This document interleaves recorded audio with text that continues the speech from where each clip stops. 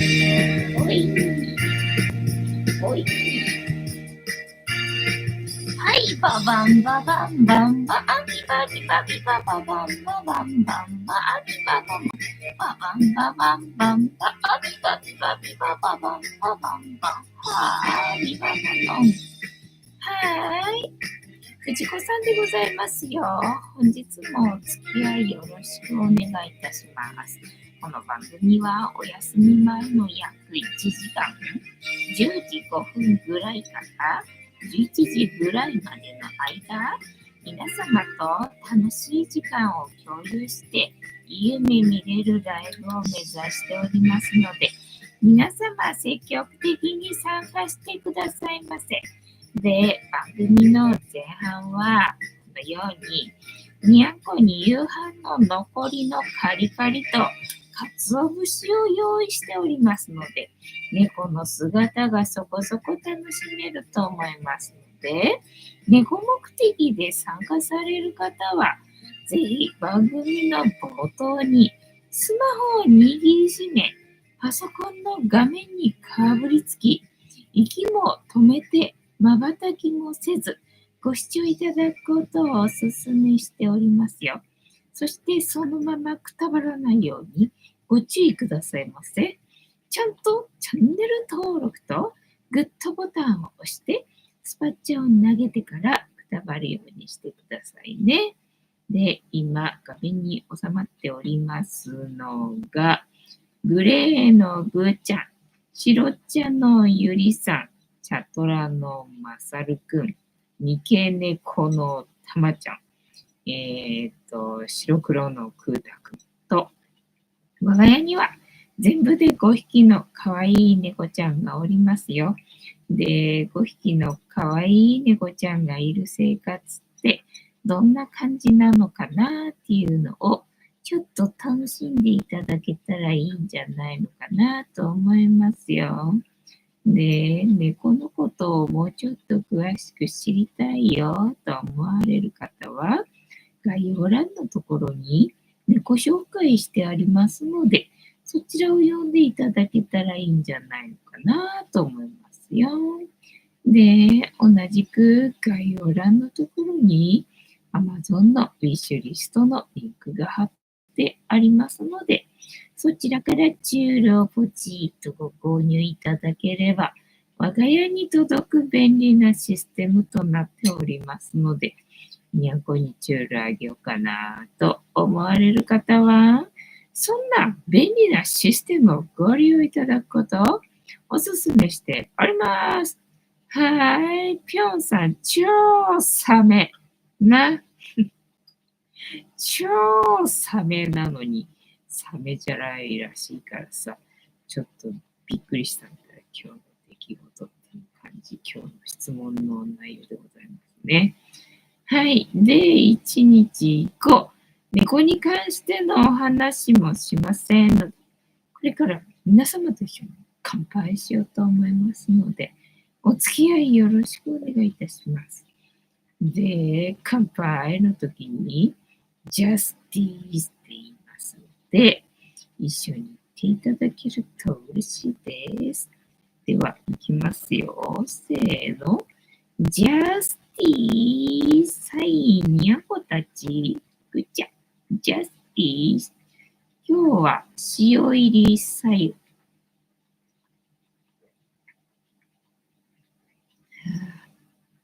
今日はまだ歯磨いてないけれども、今日は塩入りのさゆ。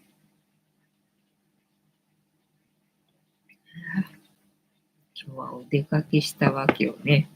お出かけしたので、ポットの中にお湯が残っておりましたので、それで、塩入りの白湯を今日は飲んでおりますよ。てんたまさん、今夜もジャスティース、藤子さん、皆様こんばんは、ボーソワ、本日もお付き合いよろしくお願いいたします。ティオンさん、ジャスティース、ありがとうございます。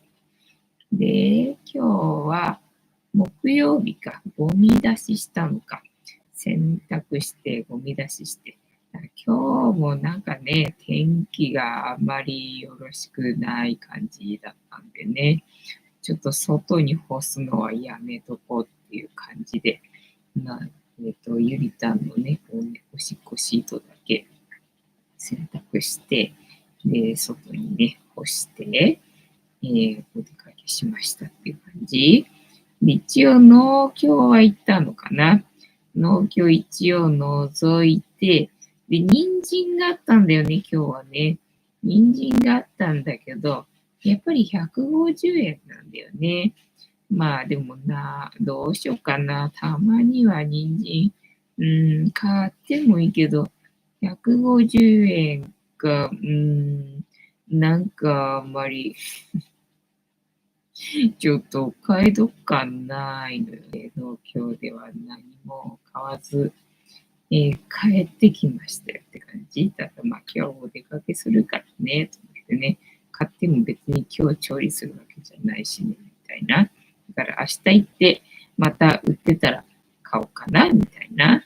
まあそんな感じですね。全員ヒーター前に集まっておりますな。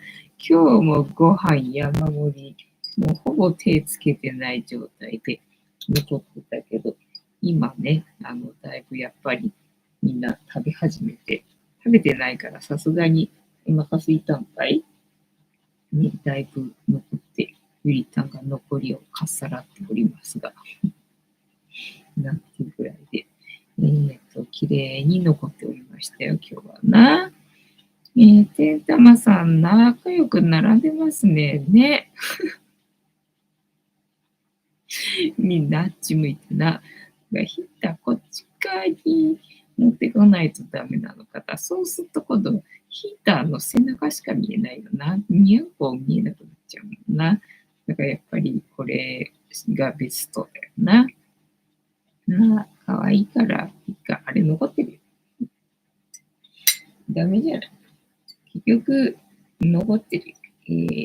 この辺なら映るのか。この辺で、こうすれば映るのか。はい。食べてくださいね。みんな痩せちゃってるからさ、虐待疑惑が持ち上がってますので、ね、よろしくお願いします。で、今日は、お出かけ動画ね、撮りに行って、で、今日はランチ食べに行ったんだよね。またクーポン使って、お得に食べれるってやつね、行ったんだよね。で、今日は、なんかね、バイキングかなと思ったらね、なんかそういうんではなくて、ちょっと変わったシステムだったんだよね。あの、なんだ、プランを見ると、サラダとフルーツとライスが、なんかおかわり自由みたいな感じで書かれてたんだよね。だからまあサラダバーがあって、でまあフルーツもそこにあって、でまあね、ご飯はおかわりできるよみたいな、なんかそういうシステムかなっていうふうに思ってたんだけど、なんか QR コード読み込んで、で、そこにメニューがあって、で、そこにおかわり自由のサラダとフルーツとライスと、なんか注文できるようになってて、で、注文すると、来るみたいな、なんか謎のシステムだったんだよね。まあ自分は座ったまんまで取りに行かなくてもね、食べられるっていうところはまあいいんだけど、フルーツがさ、パイナップルだったんだよね。でっかいパイナップルがドーンって乗ってたからさ、これは食べれないなと思って。んでね、だから自分で取るのだったらそういうのは入れないんだけど、入っちゃってるからさ。で、おかわり持ってきてくれた時に、すいません、パイナップル食べれないんですけど、つったら、まあ他のに変えてくれたんで、よかったんだけどね。なんか謎なシステムだったんで。で、ドリンク付きだったんだけどさ、ドリンクは、その QR 読み込んで、メニューの中からね、見て、で、口頭で、なんかメニューの中から、注文しちゃうと料金が発生しちゃうので、口頭で、なんか謎なんだよね。そんな感じで。で、なんかね、結構割と人来んだよね。だからあれ？と思って。大概私は終わりに近い時間に予約すんだよね。ただ、最近は終わりに近い時間に予約するとさ、なんか本当にギリギリまで予約だけはできるようになっててさ、でも実際行くと、もうすぐ閉店なんでとか言われるからさ、なんか落ち着いて食べられないでね。だからギリギリ一番最後で予約すると、ね、本当に終わりの時間に予約できるようになっててさ、なんか落ち着いて食べれなかったら嫌だな、みたいな感じなんで、だから最後よりは一個手前ぐらいの時間でね、予約するようにして、でもまあほら、1時過ぎれば大概ね、まあ、ランチタイム終わって、人がね、空いてくる時間帯だからっていう感じなのにさ、全然私が入った後もね、なんかどんどん人が来るんだよね。で、どんどん来て、で、ほら、食べてた人のお会計もあるからさ、なんかね、従業員が全く足りてない感じでさ、と思って、これ何？ 2 人で回してんのかもしかしてっていう感じだったんだよ。にしてはちょっとね、お客さんの数が多すぎないみたいなね。だから、来てもテーブルが空いてないんで、なんか片付けてから、ご案内してみたいな。そんなんでね、なんか繁盛してるっぽいけど、でもね、なんか人足りないんじゃないみたいのが、なんか気になっちゃって、そんな感じのランチを今日は食べてきましたよ。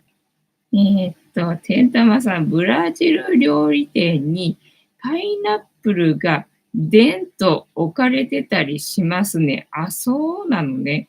ブラジルってパイナップルがあるのか。まあ、大体あったかい地域にはパイナップルっていうのはあるもんなのかね。ぴょんさんは、あれはよくサラダ食べるよ。野良猫さん、アロハ。はいで、と、パイナップル。で、その後今日は東京タワーに行ってきたんだよね。またこれもさ、クーポンが出たもんでさ、それ使ってさ、東京タワー行って、前はほら、展望台っていうんだっけにはさ、行かなかったんだよね。ただ東京タワーに行っただけの動画は撮ったんだけどさ、展望台行かなかったんでさ。で、展望台のクーポンをね、使って行ったんだけど、それがさ、じゃらんだったんだけどさ、じゃらんのね、その予約のチケットを表示するっていうボタンを押すと、なんか画面がエラーになっちゃうんだよね。で、これはまあ、その画面がエラーになる前にさ、もうほら、予約番号とかさ、あと個人情報とかさ、いろいろ書いてあるからね。まあ、チケット出なくてもそれ見せれば、まあ、なんとかなるんでしょうってふうに思ったんだけどさ、意外と全然ダメで、っていうぐらい全然対応してもらえなくてさ、で、こうやって画面がね、チケット表示しようと思うと、全然出てこないんですけど、どうしたらいいですかって言ったら、なんかそれは、じゃらんの方に問い合わせてくださいって言われちゃって、なんか却下されちゃって、とかって思ってさ。んで、ね、じゃらんの方に問い合わせようかなっていうふうに思ったら、なんかどうやら今日じゃらんサーバー落ちてたみたいで、これももしかしてウルー年のエラーなのかね。なんか今日いろんなところでウルー年のなんかシステムエラーかなんか障害かなんか出てたみたいでさ、さっき X 見てたらさ、なんかね、あれ、杉薬局がトレンドになってるよ。なんだろうと思ったら、なんかシステムエラーで、なんか他のやつもウルード氏のシステムエラーで、なんだいとか思ったけど、じゃらんのかもしかしてな。なんかサーバー落ちてたみたいでさ。で、まあそういう場合は、やっぱりさっき言ってた、注文番号みたいのあるから、それをね、伝えて、対応してもらってくださいって書かれてあるわけよね、ヘルプページに。大概そうするよね。普通そうしないとか思ったんだけど、なんか全然ね、じゃらに問い合わせてくださいっつって、追い出されちゃったから。みたいな感じだったの。で、結局行ってね、で、どうも今、じゃらん落ちてるみたいなんで、なんかこれを見せて対応してもらってくださいって書いてあるんですけど、ってふうに言ったら、じゃあお調べしますね、みたいな感じで。で、予約いただいてるんで大丈夫ですよ、みたいので。で、まあ、そのスマホのチケットで済むところを、まあ、それが出せないんで、じゃあ、紙のチケット出すんで、で、それ使ってください、みたいな感じで。まあ、それでね、行けたからよかったっちゃよかったんだけど、意外とすんなりいかなくて、みたいな、ね、感じのね、体験をしまして。で、今日はもう全然展望台にふさわしくない天気でさ、もういかにも雨降りそうな、ね、天気だったけど、まあ、しょうがないよね。予約制で予約入れちゃってるからね、みたいでさ、行って、で、見てきて。で、まあ、かろうじて雨は降ってはなかったけど、帰りね、一応、まあ、夕方っていうのかな、行ったから、日没を見てね、夜景まで見て、帰ろうかなと思って、じゃあ帰るか、みたいな感じで、外出たら雨がポツポツ降ってきて、どう雨降ってると思って、洗濯物取り込まなきゃと思ってな。で、帰ってきたけど、まあ、最寄り駅降りたら結構降っててさ、降ってんな。降ってんなと思って。まあ、ただベランダのね、中側っていうのかな、外に出してる洗濯物じゃないから、まあ大丈夫っちゃ大丈夫だけどさ、みたいな感じでね、今日はそんなんで。で、結構さ、東京タワーまでさ、距離あるっていうのね、駅からさ、上り坂なんだよね。なんか緩やかな延々と上り坂みたいな感じでさ、結構息きれいだよね。で、今日はなんだかんだとな、歩いたし、で、食べたし、で、家帰ってきてからさ、お腹空いちゃったんだよね。なんかそのランチ食べてる時は、まあまあね、サラダで結構お腹いっぱいになってさ、なんか意外とサラダでお腹いっぱいになったな、みたいな感じでね、まあ、プジャっていう感じだったんだけど、なんかね、夕方、その夜景までね、見てる間、なんかお腹空いちゃってさ、だけどその展望台にあるお店ってなんかスイーツっていうのかな、なんか抹茶ラテとか、なんかそんな感じなんだよ。ソフトクリームとかさ、あとビールとか、なんか食事っていう感じじゃないんでさ、なんかね、と思ってね、だからそこでは食べず夜景まで見て、で、雨降ってきちゃったから帰って、で、帰ってきて納豆が一パック残ってたからね、また砂糖の、パックご飯、レンチンして、納豆かけてね、食べて、で、足りないと思って、甘栗食べて、で、ココア飲んで、もうなんか眠くなっちゃって。眠くなっちゃって。もうさっきまでなんかもう、うとうとしてたよ、みたいなね。今日はそんな一日でございましたな。てんたまさん、ぴよんさんのお歌が始まったとね、そうだ、お歌さ、フニータの歌を仕上げたい。フニータの歌仕上げたいなってさっき思ってさ、誰か伴奏してくれ。オケを私に作ってくださいみたいなね、感じ。カニタンさん、替え歌もよかね。ね、替え歌多分上手なんだね。私がさ、元歌を知らない元歌を知らないもんで台無しにしてしまって、ごめんよ。ただみんなの脳内ではね、ちゃんと再生されてるんだろうからね。よかったよって感じ。勝手に良かったことにしてるけど。ピオさん、悔しいけれど、お前に夢中、じゃらんど。カニタンさん、ニコニコニコ。ピョンさん、調子乗っとる、すみません。てんたまさん、じゃらんど。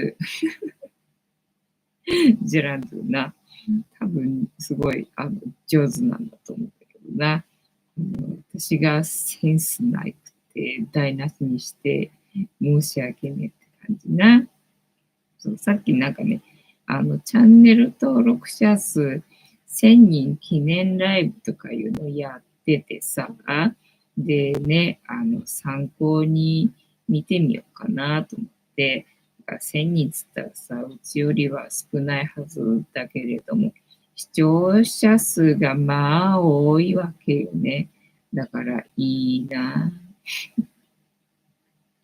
いいなと思ってさ、ね、どんなライブしてるのかなと思ってさ、見てみたんだけど、バックにね、なんかね、ゆるい音楽が流れてるわけ。で、コメントにね、そのバックで流れてる音楽のね、歌詞が気になるっていうコメントがあって、なんかフニータの歌にね、近いんだよ。カニタンさんがね、来てくれた時にさ、メロディーはね、作ってくれたわけ。だから、それでメロディーはあるんだけど、伴奏がないから曲として仕上がってないわけよね。で、そのゆるい音楽がさ、なんかフニータの歌に近いなと思って。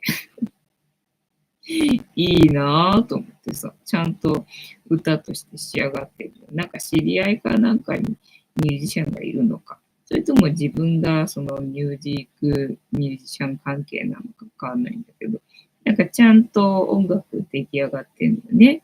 で、それがバックにゆるく流れててさ、で、繰り返しずっと流れてるから、なんかみんなの頭に残ってて、いいな。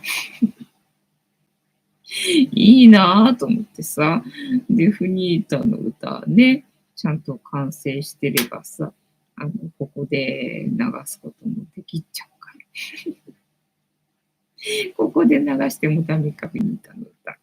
まあね、とにかく、フニータの歌、ちゃんと仕上がってれば、なんかね、どっかで使えるし、ね、いいよなと思って。で、だからスパチャもさ、バンバン、入ってくるわけ。その、視聴してる人がすごい多いから、だから一人一人の金額はね、そんなに大きいものではないんだけど、まあ、とにかくさ、いろんな人が投げてくれるからさ、どんどんさ、スパチャ入っていいなと思って、で、しかもさ、みんな知らない人みたいで、なんか初めてのライブみたいでさ、だからなんか名前をさ、読んで、なんか読めなかったりとかするみたいです。なんか、知らない人なのに、そんなにたくさんスパチャーもらっていいな、とかね。もうとにかく何を見ても嫉妬だな、私はね。みたいなね。そんな人間でございますよ。てんたまさん、どなたかフニータ音源を作曲してあげてくださいね。私、伴奏できないんだよね。だから、音楽学校通ってた時もさ、作曲のコースだったんだけどさ、その伴奏できないもんでさ、だからメロディーは、まあ、とりあえず作るわけよ。メロディーは作って、で、歌のね、習い事っていうのかな、をしてたわけ。歌が下手くそだったんでさ。で、歌を習ってたんだけど、その先生に、申し訳ねえと。歌の先生にこんなことをお願いして申し訳ないんだけれども、とにかく伴奏できなくて、でも学校に課題提出しなきゃいけないんで、伴奏つけてほしいんだけどっていうふうにお願いしたら、ああ、全然いいよ、みたいな感じでね、なんでそんなこともできないのかねみたいな。先生にしてみたら、そんなことはお茶の子さいさいなんでさ、なんでそんなこともできないのかねみたいな。なんか不思議な感じだったみたいだけど、いや、でも私にはこれができないんだよね、みたいなんで。で、メロディーを歌うんで、それに伴奏してくれっつってな、伴奏してもらって、で、コード書いてもらってさ、譜面に。で、それをパソコンで、コードを打ち込んで、で、それにメロディーも打ち込んで、で、提出してたよねっていうね。大変な作業をしておりましたな。てんたまさん、部屋を訪れてメロディー仕上げるのかっこいいね。そうでしょう。いや、ありがてえと思ってちょっと感動したよ。フニータの歌できたよと思ってね、ちょっと感動しましたね。大吉さん、藤子さん、皆様こんばんは。放送は本日もしぶとくやっておりますよ。てんたまさん、大吉さん、こんばんは。ピヨンさん、全然いいよ。わらわら。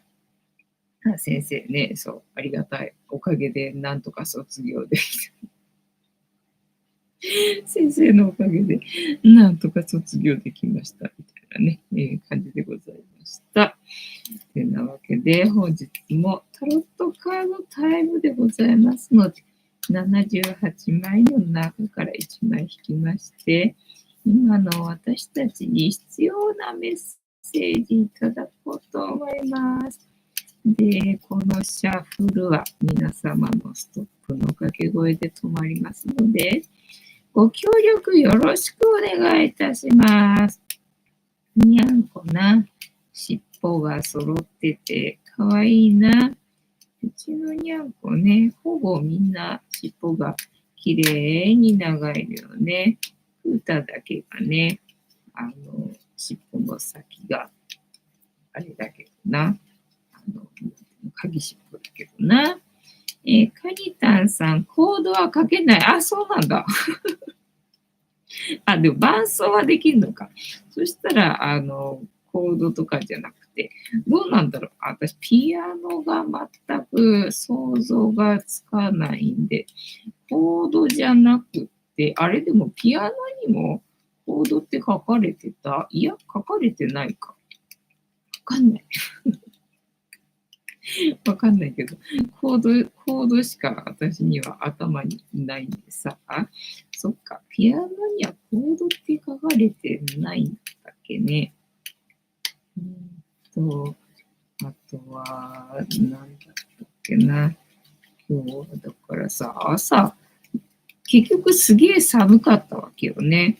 昼間ランチ食べに行く時間はさ、すげえ寒かったんだけど、その東京タワーに行く時間、3時過ぎぐらいは、なんかね、寒さ緩んでて、あれなんか寒さ緩んだな、なんていうふうに思って。で、暑くてさ、着いた頃にはさ、で、コート脱いだりとかしてたんだけどさ、ただまあ、ずっと持ってなきゃいけないのがしんどいんで、結局、展望台の上では羽織って着てて、で、うろついてたんだよね。ただまあそこでは激しく動くわけではないから、別に暑くはないからよかったんだけどっていう感じだけどさ、帰りな、そんだけ十分温まったにもかかわらずさ、外出たらまあまた真冬の寒さになっていくからさ、すげえな、この一日の、温度差みたいな感じでね。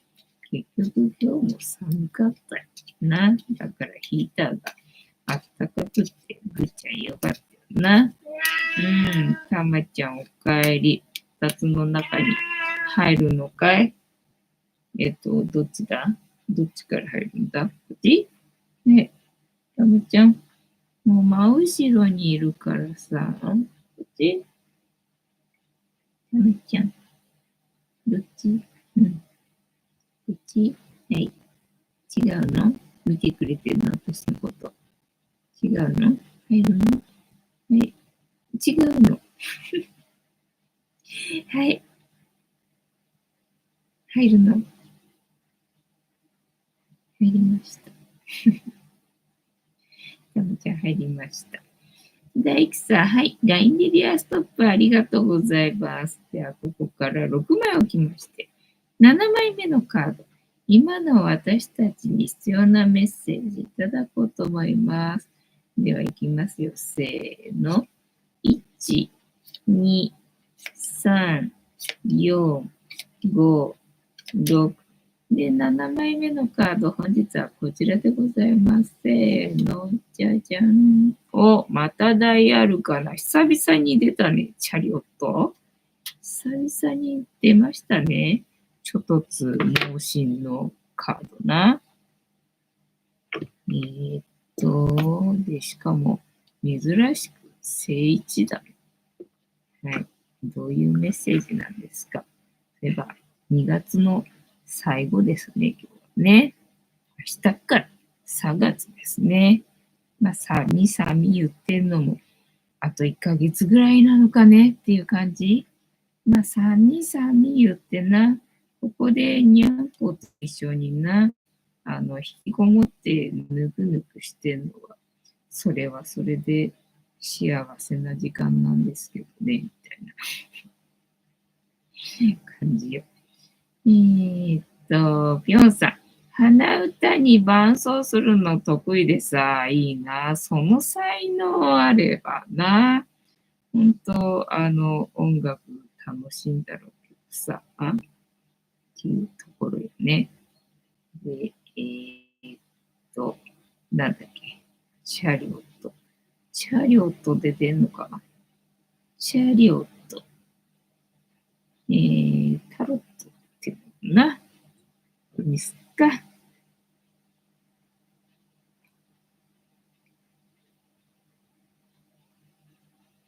ねーっと、タロットカードの7番である戦車は、なぜ戦車と呼ばれているかご存知でしょうか？知りません。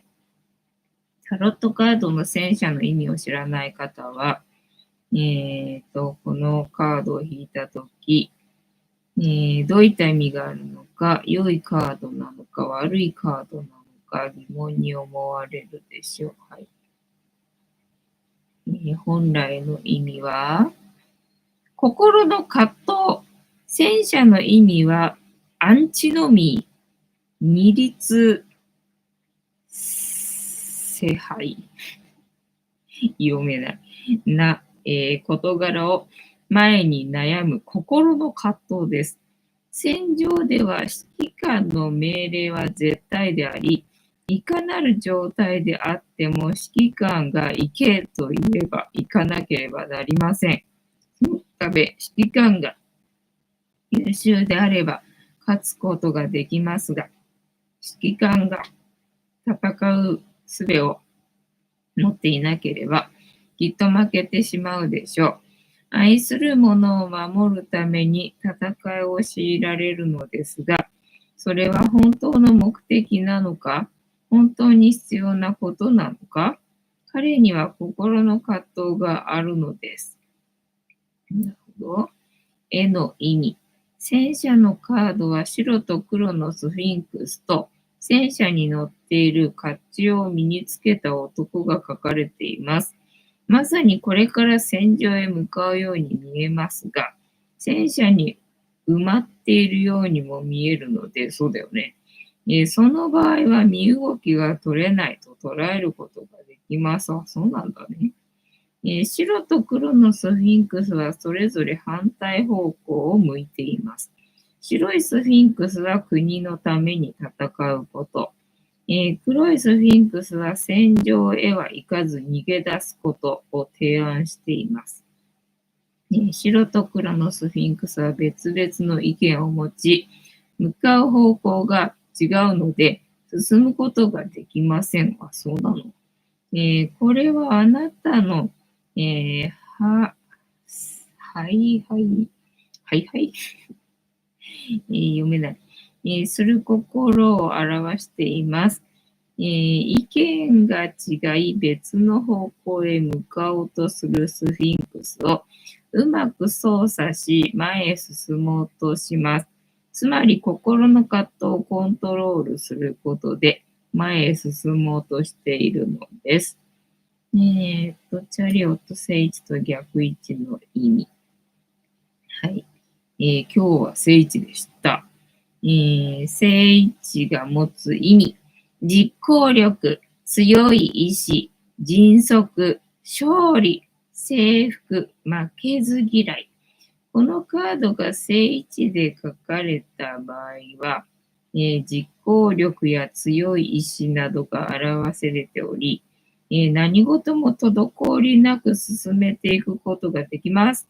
勝利のためであれば周囲を押しのけてでも前に進もうとするので、見ている人は勇敢な人だと印象を持つでしょう。恋愛であれば、自ら進んで行動に出ると吉ということが示されているので、もし気になる相手がいるのであれば、回りくどいことはせずに、まっすぐに思いを打ち明けると良いでしょう。迷ってしまった場合は、より難しく勇気が必要な選択をすることで、成功を手にすることができます。また、仕事であれば勢いのままに問題を乗り越える力がありますので、思いついたらすぐに行動することを心がければ、仕事の向上が見込めることを示しています。はい。質問別戦車。片思い、復縁、相手の気持ち、これからどうなる、今ぶつかってる問題、もっと詳しく知りたいなら、はい、まとめがない。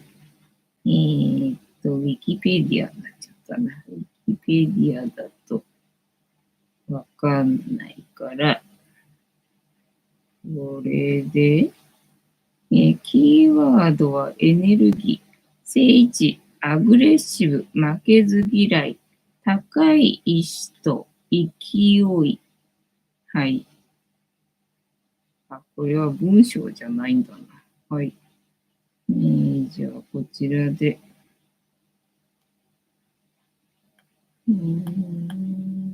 ダイヤルかなだから長いんだな、これな。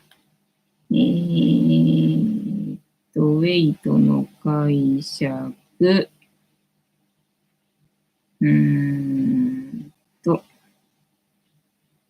直立した王子のような人物が剣を持つ姿が書かれています。大まかに言えば、私が最初の部分で述べた意味がわかんない。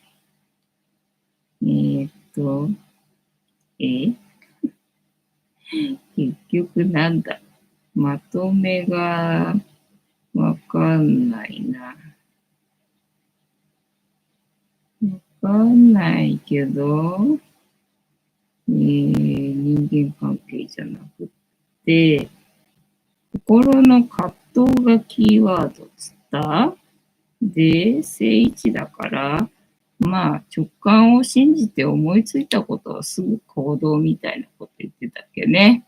はい。楽しんでいただけてたら幸いでございます。そうなんだよね。まあ考える前にっていうか、あんまり考えないで行動するのが、行動言ってたからコード言っちゃったな。行動するのがいいみたいだな。寒かったのにヒーターついてるとやっぱり暑くなってくるな。はい。で、あとは何する？何の話をしたらいいですか？チョウザメね。だからチョウザメサメじゃないから、ないって言うからさ。そうなのと思ってさ。さっき調べたんだよね。チョウザメってなんだろうと思って。そしたら、チョウザメはチョウザメらしいんだよね。サメじゃなくて、チョウザメらしいんだよね。ややこしいな、みたいな感じなんだけど。サメだと、なんかね、アンモニア臭がするから、なんかサメは美味しくないとかって聞くけれども、そのチョウザメはサメじゃないから、アンモニア臭はしないんだって。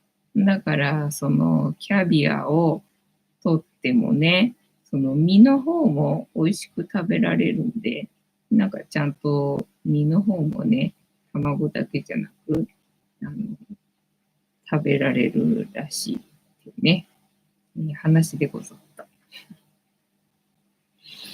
以上でございます。あとは何ですか？今日なんか地震あったの？そういえば。なんか千葉で地震があったのかい？ここには、ヤフーニュースには出てないけどね。で、自分も地震は今日はあった感じがしてなかったけど、東京は弱くて分かんなかったみたいな感じなのかな。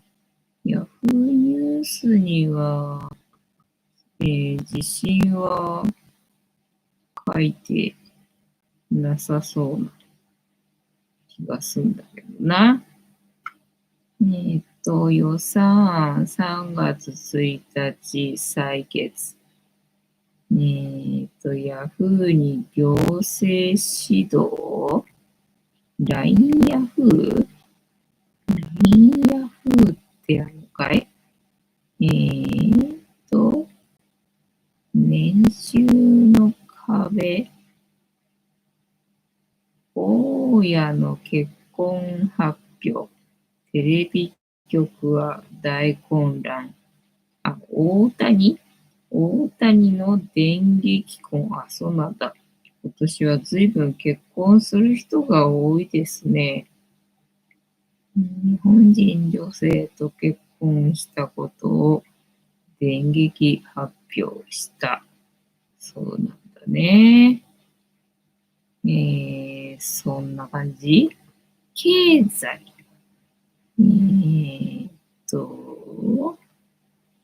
札幌ドームの命名権申し込みなし。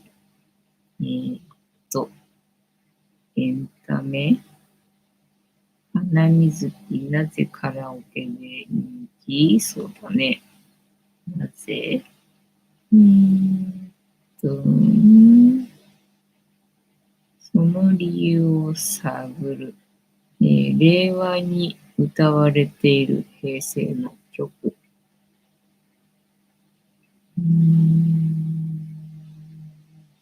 知らない曲が多い。はい。えーと、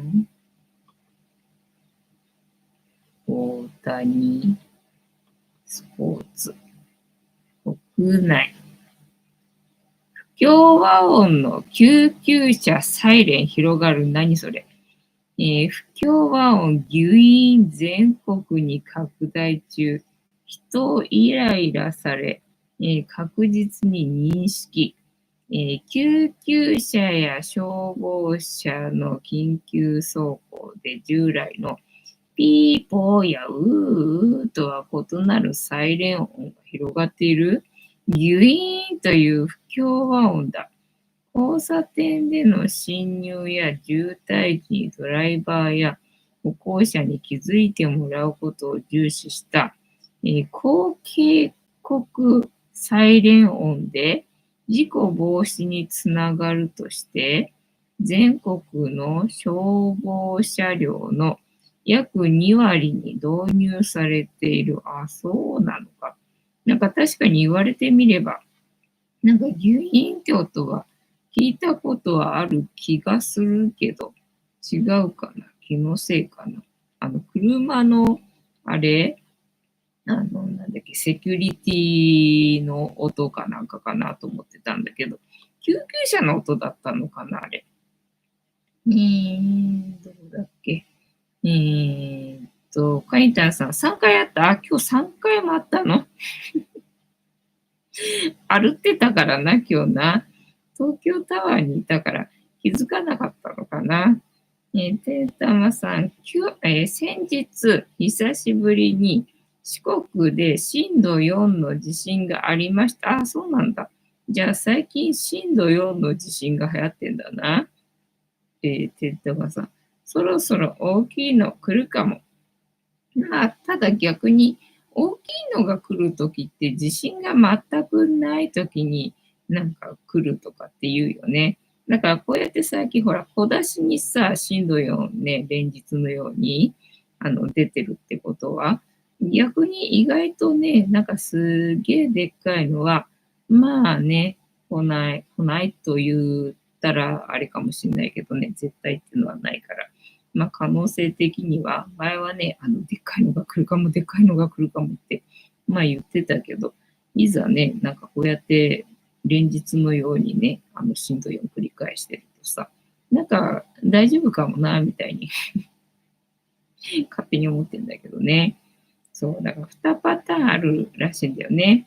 大きいのが来ると思ってる人のところには大きいのが来るし、で大きいの来ないと思ってる人のところには大きいの来ないらしいんだよね。要は人は自分が信じてる現実を想像してるからさ。で、まあなんでそんなことが言えるかっていうとさ、だから例えば、バブルの時もさ、バブルでね、儲かった人がいれば、バブルの時でも、儲かってなかった人がいるのとか、あとはね、逆にデフレでね、みんなが大変な時だって、儲けて大金持ちの人もいれば、だから全員が同じ結果ではないってことね。だから例えばその地震が大きいのがあって、まあ、被害にね、あっても、中には同じ場所にいたにもかかわらず、会わない人とかもさ、出てくるわけよね。だからそういうことあ、そういうことみたいな感じで、なるほどね、と思って。なんか結果は2パターンあるって、だからあると思う人にはあるし、ないと思う人にはないよって言われてて、ねえ、まあ、そうなんだろうけど、なんでかなっていうふうに思って。だからあると思ってる人は、ここだったら来ないだろうと思って。で、まあ、引っ越ししたり、移住したりとかね。まあ、しても、結局そこだって100%起きないわけではないんだから、可能性的にはね、少ないかなと思って移動したにもかかわらず、そうやって信じてる人のところにはね、起きたりとか、で、私みたいに東京に住んでてもさ、大きいねと思ってる人には、まあね、なんか、周りは被害を受けてるのに、自分だけなんか知んないけど、あれみたいな、なんか何もなかったみたいなね、まあそういう結果になってみたりとか、まあそれは確かにあんだろうなと思って、まあそんななんでね、どこにいてもね、会う可能性はあるし、で、そうやって奇跡的にね、助かっちゃう可能性もあるし、みたいなところだよな。ただまあね、お亡くなりになるんだったらなった方のが楽だろうなと思うんだけどさ、なんかね、苦しんだり、痛い思いしたりとか、なんか嫌な思いして死ぬのはちょっと嫌だなっていうふうには思うんだけどもね。まあ、残る人数が少ないから、その中でね、協力して生きていくっていうのが、まあ、それは私にできるかしらっていうね、そこ、なんかそこがちょっと、ね、どうなのかしらみたいなね、ところがあるな。リーターかわいいな。リーターかわいいね。こっち見てね、白飛びしちゃってるけどな。で、まあ、あとはね、ペンキ画家証言さんの話で、日本人がね、虫の音を、なんだ、声として聞けなくなった時に日本は終わるよって。で、日本が終わると世界が終わるよって話らしいんだよね。だから、日本人に、虫の音がね、聞こえなくならないでほしいっていう願いがあるみたいなんだよな。で、日本人の耳が、虫の音をね、声として聞けなくなるってどういうことかっていうのが、なんか最近、そういうことかってね、分かったっていうのを言ってて、確かにって私も思ったんだけどさ、最近みんなほら、エアポッツだっけ耳栓じゃない、イヤホンして、なんか聞いてるじゃんか。だからさ、虫の音なんか全然聞いてないわけよ。ってことはよ、もう日本人虫の音聞けてないじゃんっていうね、結論になりまして。やべえ、終わるねみたいなね。なんかそういうことになってるよっていうのでさ。だからみんな、エアポッツ、ちょっと、やめようか、みたいな。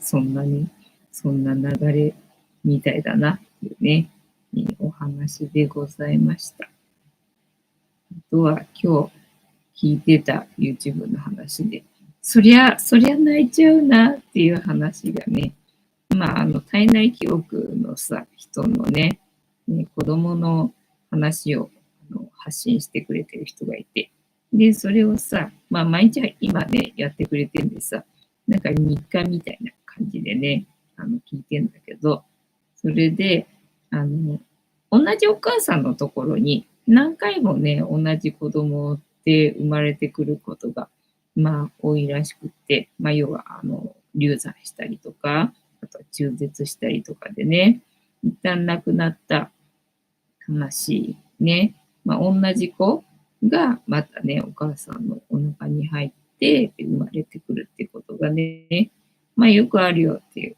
話なんだけど、それで自分はね、その流産も中絶もしたことないのに、自分の子供がもう一回お母さんのね、子供になりたくてっていうふうに、言ったらしいんだよね。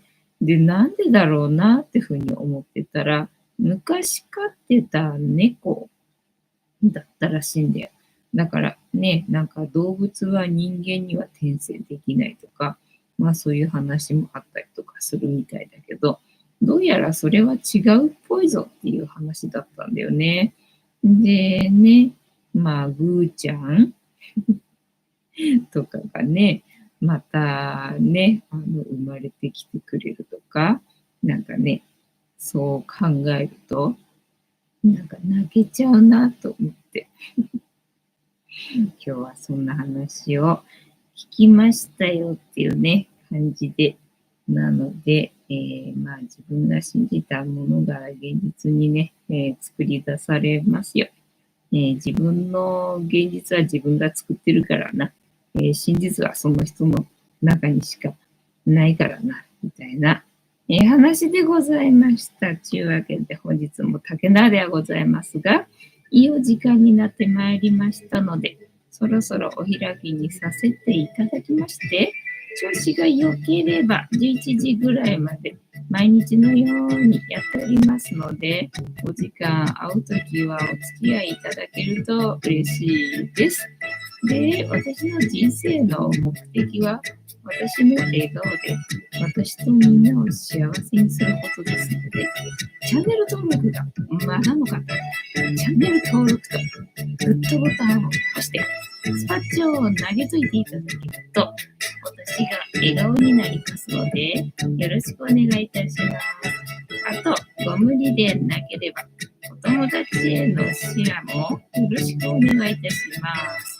猫の姿が物足りなかったよって方は、このチャンネルには猫の動画が多いのかいっぱいありますので、そちらを全部見といていただけたら来たよ。来んのかい、いいんじゃないのかなと思いますが、さって言った。てなわけで本日もお付き合いありがとうございました。次回も見てくれるかな？はーい。いいとも。じゃんけんぽい。はい。ではでは、いい夢見てね。おやすみなさい。バイなら。